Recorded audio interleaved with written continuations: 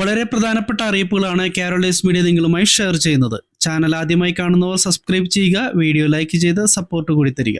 ആദ്യ അറിയിപ്പ്: ലോക്സഭാ തെരഞ്ഞെടുപ്പിന് മുൻപ് അവതരിപ്പിച്ച സംസ്ഥാന ബജറ്റിലെ വാഗ്ദാനങ്ങൾ മറന്ന് സാമൂഹ്യ സുരക്ഷാ പെൻഷന്റെ ഒരു ഗഡുവായ 1600 രൂപ മാത്രം മെയ് മാസത്തിൽ നൽകുവാനുള്ള നടപടി ധനവകുപ്പ് ആരംഭിച്ചിരിക്കുന്നു.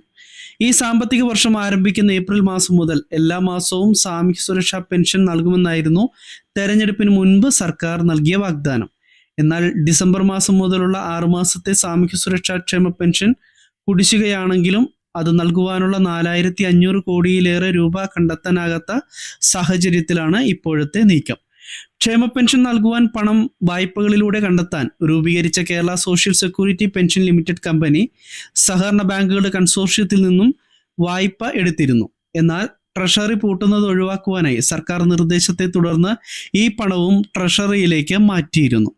എന്നാൽ മെയ് മാസത്തിൽ പെൻഷൻ വിതരണത്തിനായി നിലവിൽ ഈ തുക ട്രഷറിയിൽ നിന്നും ലഭിച്ചിട്ടില്ല. ട്രഷറി ഇപ്പോൾ ഓവർ ഡ്രാഫ്റ്റിലായ സാഹചര്യത്തിലാണ്. സർക്കാർ കടമെടുപ്പിലൂടെയോ നികുതി വരുമാനത്തിലൂടെയോ ട്രഷറിയിൽ പണം എത്തിയാൽ മാത്രമേ പെൻഷൻ കമ്പനിക്ക് പണം തിരികെ കിട്ടുകയും അതുപയോഗിച്ച് പെൻഷൻ വിതരണം നടക്കുകയും ചെയ്യുകയുള്ളൂ. ഏതായാലും ഡിസംബർ മാസത്തെ കുടിശ്ശിക പെൻഷനായ 1600 രൂപ മാത്രമേ ഈ മെയ് മാസത്തിൽ വിതരണം ഉണ്ടാവുകയുള്ളൂ എന്ന് ഇപ്പോൾ ഉറപ്പായിരിക്കുകയാണ്. അടുത്ത അറിയിപ്പ് സൗജന്യ റേഷൻ വിതരണവുമായി ബന്ധപ്പെട്ട ഇൻഫർമേഷനാണ്. PM ഗരീബ് കല്യാൺ യോജന പദ്ധതിയുടെ കാലാവധി 5 വർഷം നീട്ടുവാൻ മോദി സർക്കാർ തീരുമാനിച്ചത് കഴിഞ്ഞ വർഷം നവംബറിലാണ്. ഇത് പ്രകാരം 2024 ജനുവരി 1 മുതൽ 5 വർഷത്തേക്ക് കൂടി പാവപ്പെട്ടവർക്ക് പ്രതിമാസം 5 കിലോഗ്രാം സൗജന്യ ഭക്ഷ്യധാന്യങ്ങൾ ലഭിക്കും. രാജ്യത്തെ 80 കോടിയോളം വരുന്ന പാവപ്പെട്ടവർക്ക് ഇത്തരത്തിൽ സൗജന്യ ഭക്ഷ്യധാന്യം നൽകുവാൻ 12 ലക്ഷം കോടി രൂപയോളം ചെലവ് വരുമെന്നാണ് കണക്ക്. രണ്ടാം മോദി സർക്കാരിന്റെ പ്രധാന പദ്ധതികളിൽ ഒന്നാണ് PM ഗരീബ് കല്യാൺ യോജന. കേരളത്തിൽ മഞ്ഞ പിങ്ക് റേഷൻ കാർഡുകാർക്കാണ് ഈ പദ്ധതി വഴി സൗജന്യ റേഷൻ ലഭിച്ചുകൊണ്ടിരിക്കുന്നത്. തങ്ങൾ അധികാരത്തിൽ വരികയാണെങ്കിൽ 5 കിലോ സൗജന്യ റേഷൻ എന്നത് 10 കിലോ സൗജന്യ റേഷനായി ഉയർത്തുമെന്ന് പ്രഖ്യാപിച്ചിരിക്കുകയാണ് കോൺഗ്രസ് പ്രസിഡന്റ് മല്ലികാർജുന ഖാർഗെ. കഴിഞ്ഞ വർഷം കർണാടക നിയമസഭാ തെരഞ്ഞെടുപ്പിന്റെ സമയത്ത് കോൺഗ്രസ് ഇതേ വാഗ്ദാനം മുന്നോട്ട് വെച്ചിരുന്നു. അധികാരത്തിലെത്തിയ ഉടനെ സിദ്ധരാമയ്യ സർക്കാർ ഈ പദ്ധതി നടപ്പിലാക്കുകയും ചെയ്തു. ഈ പ്രഖ്യാപനത്തിലൂടെ ഈ ഇലക്ഷനിൽ ഏത് മുന്നണി വന്നാലും മഞ്ഞ പിങ്ക് റേഷൻ കാർഡുകാർക്ക് സൗജന്യ റേഷൻ ഉറപ്പാണ്. മറ്റൊരു അറിയിപ്പ്: സാംക്രമികേതര രോഗങ്ങളെയും ജീവിതശൈലി രോഗങ്ങളെയും ഒക്കെ പ്രതിരോധിക്കുവാൻ ഭക്ഷണ രീതിയിലും ജീവിതശൈലിയിലും വരുത്തേണ്ട പ്രധാന മാറ്റങ്ങളെക്കുറിച്ച് ICMR മാർഗനിർദ്ദേശങ്ങൾ പുറപ്പെടുവിച്ചിരിക്കുകയാണ്.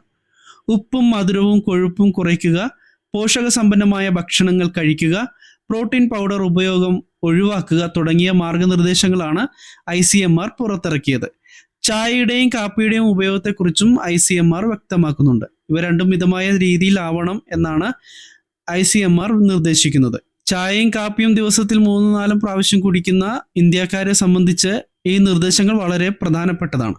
ഭക്ഷണത്തിന് തൊട്ട് മുൻപോ അത് കഴിഞ്ഞോ ഉടനെയോ ചായ കുടിക്കുന്ന ശീലമുണ്ടെങ്കിൽ അത് പാടെ ഒഴിവാക്കണമെന്നാണ് പറയുന്നത്. ചായയിലും കാപ്പിയിലും കഫീൻ അടങ്ങിയിട്ടുണ്ട്. ഇത് കേന്ദ്ര നാഡീ വ്യവസ്ഥയെ ഉത്തേജിപ്പിക്കുക മാത്രമല്ല, ഇവയോടുള്ള ആസക്തി വർദ്ധിപ്പിച്ച് ഇതില്ലാതെ വയ്യ എന്ന അവസ്ഥയിലേക്കാകുമെന്നും ICMR ഗവേഷകർ പറയുന്നു. എന്നാൽ ചായയും കാപ്പിയും പാടെ ഒഴിവാക്കണമെന്നും അല്ല ICMR പറയുന്നത്.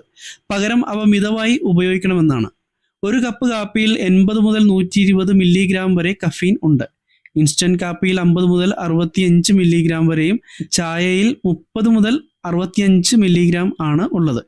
ദിവസവും 300 മില്ലിഗ്രാമിൽ കൂടുതൽ കഫീൻ കൂടരുതെന്നത് കൊണ്ട് തന്നെ കാപ്പിയുടെയും ചായയുടെയും ഉപയോഗം പരിമിതപ്പെടുത്തുന്നത് പ്രധാനമാണെന്നും ഗവേഷകർ പറയുന്നു.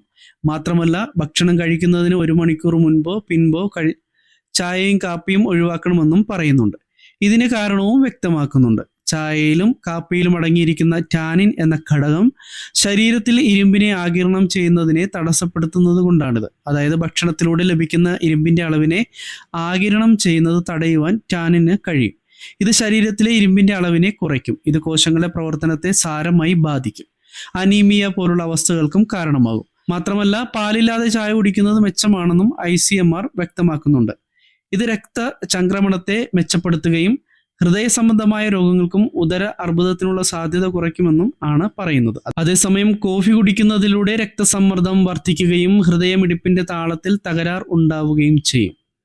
വളരെ പ്രധാനപ്പെട്ട 3 ഇൻഫർമേഷൻസ് ആണ് കാരോളൈസ് മീഡിയ നിങ്ങളുമായി ഷെയർ ചെയ്തിരിക്കുന്നത്. ഇതുപോലെ നിങ്ങൾക്ക് പ്രയോജനപ്പെടുന്ന ഇൻഫർമേഷൻസ് ലഭിക്കുവാൻ ചാനൽ സബ്സ്ക്രൈബ് ചെയ്ത് ഉപയോഗിക്കുക. മറ്റൊരു ഇൻഫർമേഷനുമായി എത്തുന്നതുവരെ എല്ലാവർക്കും നമസ്കാരം. താങ്ക്